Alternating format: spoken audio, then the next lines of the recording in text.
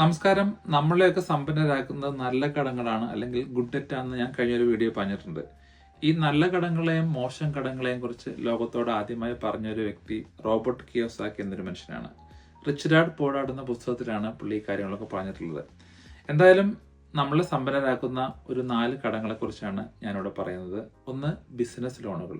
ലോകത്തിലുള്ള സമ്പന്നരും അതിസമ്പന്നരുമായ വലിയ ബിസിനസ്സുകാരൊക്കെ പണമുണ്ടാക്കിയിരിക്കുന്നത് അവരുടെ കയ്യിൽ നിന്ന് പണം എടുത്തല്ല, ബാങ്കിന്റെ പൈസ അവരുടെ ബിസിനസ്സിൽ ഉപയോഗിച്ച് വലിയ പൈസ ഉണ്ടാക്കിയിട്ടാണ്. ഇപ്പൊ ബാങ്കുകാർക്ക്, പാവങ്ങൾക്ക് എന്താ അറിയാ, അവർക്ക് 5 മുതൽ 10% അല്ലെങ്കിൽ 15% വരെയൊക്കെ പൈസ കടം കൊടുത്ത് അതിന്റെ ഇൻട്രസ്റ്റും വാങ്ങി ജീവിക്കുന്ന ഒരു പരിപാടിയാണ് അവർക്കുള്ളത്. പക്ഷേ നിങ്ങൾ അവരെക്കാളും സ്മാർട്ടാണെന്ന് വിചാരിക്കുക.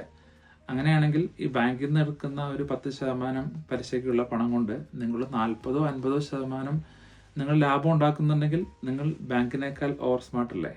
ഉദാഹരണം പറഞ്ഞു കഴിഞ്ഞാൽ, ഒരാളൊരു ബേക്കറി തുടങ്ങാൻ വേണ്ടി $50,000 കട കൊടുത്തു.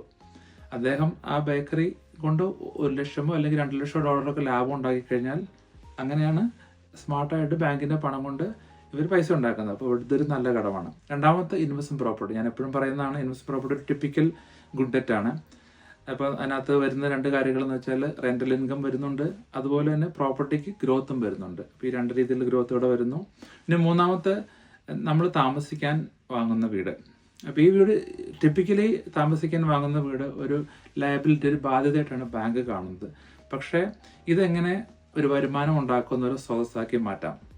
അപ്പോൾ ഞാൻ എൻ്റെ ഫ്രണ്ടിൻ്റെ കാര്യം പറയാം. അദ്ദേഹം ഒരു വീട് വാങ്ങി, ലാൻഡുള്ളൊരു വീടായിരുന്നു. 2 ഗ്രാനൈറ്റ് ഫ്ലാറ്റുകൾ അതിനകത്ത് പണിതു. അപ്പം അദ്ദേഹത്തിന് ബാങ്കിൽ നിന്ന് കൊടുക്കേണ്ട റീപേയ്മെന്റ് ഉണ്ടല്ലോ, ബാങ്കിന് കൊടുക്കുന്ന റീപേയ്മെന്റിനൊക്കെ കൂടുതൽ ഈ ഗ്രാനൈറ്റ് ഫ്ലാറ്റിൽ നിന്ന് അവന് ഇൻകം കിട്ടുന്നുണ്ട്.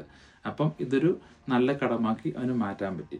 ഇനി നാലാമത്തെ ഏറ്റവും ഇമ്പോർട്ടൻ്റ് ആയിട്ടുള്ള ഒരു കാര്യം, നമ്മൾ വിദ്യാഭ്യാസത്തിന് വാങ്ങുന്ന അല്ലെങ്കിൽ എടുക്കുന്ന കടങ്ങൾ.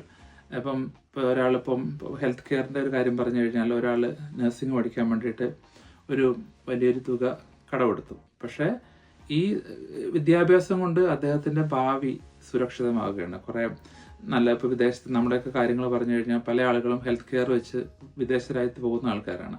ഈ വിദ്യാഭ്യാസം കൊണ്ട് വിദേശത്ത് പോയി നല്ല പൈസ ഉണ്ടാക്കി അവൻ രക്ഷപ്പെട്ടു, അവൻ്റെ കുടുംബവും രക്ഷപ്പെട്ടു, സാമ്പത്തികപരമായി അഭിവൃദ്ധി ഉണ്ടായി.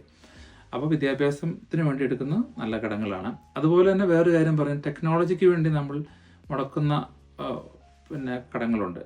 അതും നല്ലതാണ്. കാരണം ബിസിനസ്സുകാരെ പ്രത്യേകിച്ചും, ഇപ്പം നോക്കിയ എന്ന് പറഞ്ഞൊരു ഫോണുണ്ട്. പണ്ട് ലോകത്തിലെ മൊബൈൽ മേഖലകളിൽ വിപ്ലവം സൃഷ്ടിച്ച ഒരു സംഭവമാണ് നോക്കിയ. എല്ലാവരുടെ കയ്യിലും നോക്കിയ ഉണ്ടായിരുന്ന സമയത്ത്. പക്ഷെ ഇന്ന് ആരുടെ കയ്യിലും നോക്കിയ ഇല്ല. എന്തുകൊണ്ട്?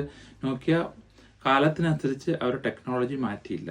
അപ്പം ബിസിനസ്സിലാണെങ്കിലും, നമ്മൾ വിദ്യാഭ്യാസത്തിലാണെങ്കിലും, നമ്മൾ പ്രവർത്തന മേഖലകളിലാണെങ്കിലും നമ്മൾ കാലത്തിനനുസരിച്ച് മാറിയില്ലെങ്കിൽ, അവിടെ നമ്മൾ പണം മുടക്കില്ലെങ്കിൽ നമ്മളും ഔട്ട്ഡേറ്റഡ് ആകും.